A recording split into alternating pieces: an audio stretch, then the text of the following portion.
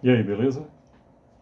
Lendo a palavra bíblica, hoje é dia 8 de julho, veremos então no livro de Salmos, o capítulo 8. Agora o principal. Senhor, eis aqui a tua palavra, dá-me a tua direção para compreendê-la, aplicá-la em nossa vida e transbordar mais e mais pessoas, se assim for a tua vontade, Senhor, em nome de Jesus Cristo. Bem, temos no capítulo 8 de Salmos 9 versículos. Diz assim, do primeiro em diante. O Senhor nosso, quão magnífico em toda a terra é o teu nome, pois expuseste nos céus a tua majestade. Segundo, da boca de pequeninos e crianças de peito suscitastes força, por causa dos teus adversários, para fazeres emudecer o inimigo e o vingador. Terceiro, quando contemplo os teus céus, obra dos teus dedos, e a lua e as estrelas que estabeleceste. Quarto, que é o homem que dele te lembres, e o filho do homem que o visistes. Quinto versículo do capítulo 8 de Salmos. Fizeste-o, no entanto, por um pouco menor do que Deus, e de glória e de honra o coroaste. Sexto, deste-lhe domínio sobre as obras da tua mão, e sob seus pés tudo lhe puseste. Sétimo, ovelhas e bois, todos, e também os animais do campo.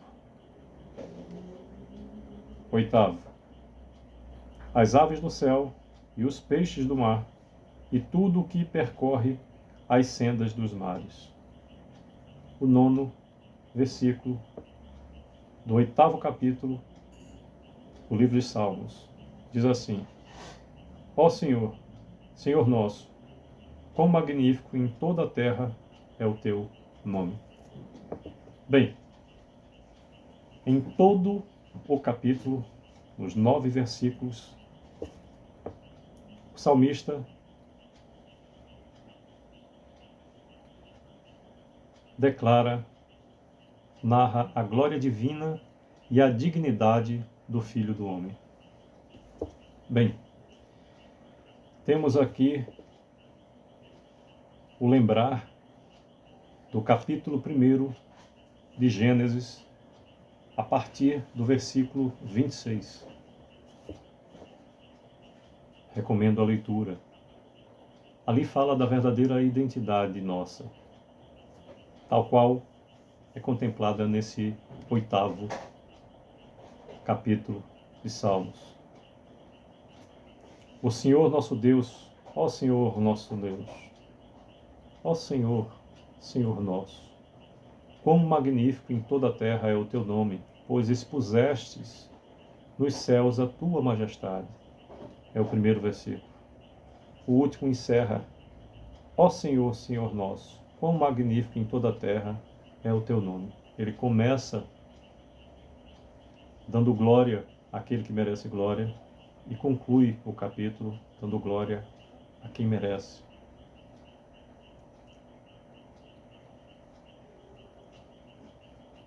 O segundo, o terceiro, o quarto,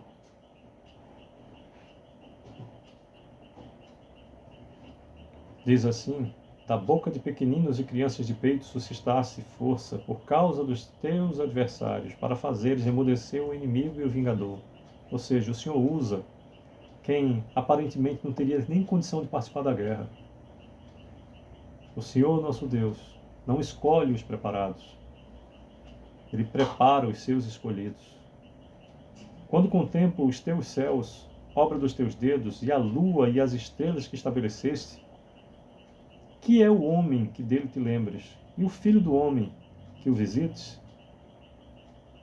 No terceiro e no quarto, ele declara: Senhor, as tuas obras são tão grandes que o homem é tão insignificante, e ainda assim tu te lembra de nós.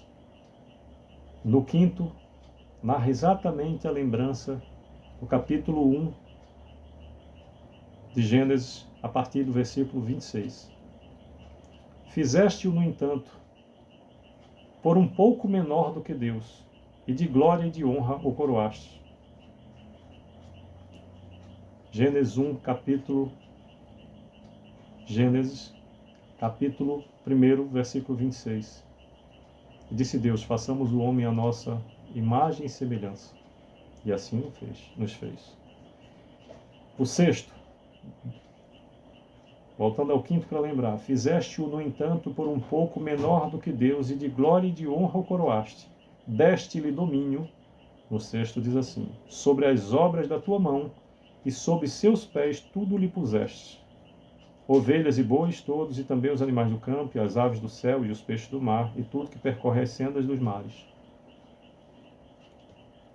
Voltando para o capítulo 1 de Gênesis.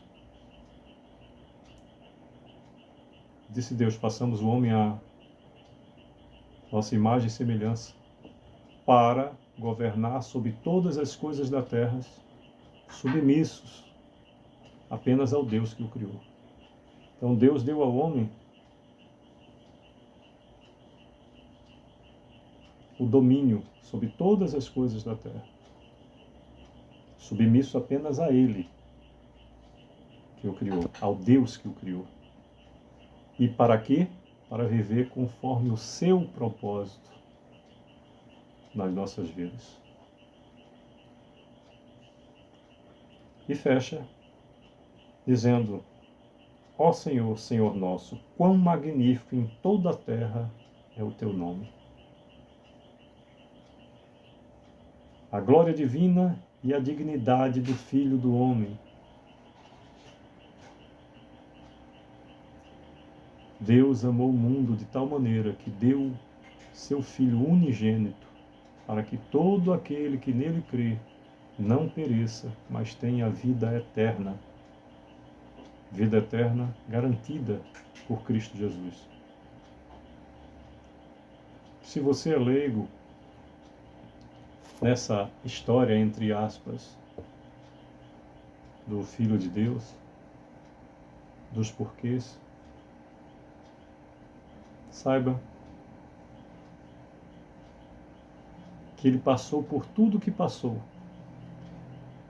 Jesus, o Cristo, era o Verbo antes da criação do mundo, mesmo sendo Deus. Se esvaziou da condição de Deus, desceu à terra na forma de homem, padeceu tudo que cabe ao homem padecer, fome e sede, e todas as circunstâncias relativas aos homens.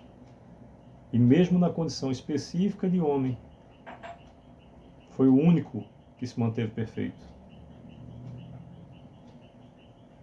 E ainda sendo perfeito, como foi aqui, e o é, ainda assim, ele foi traído, humilhado, julgado, condenado, crucificado, morto, sepultado, e para a felicidade nossa, venceu a morte e ressuscitou ao terceiro dia.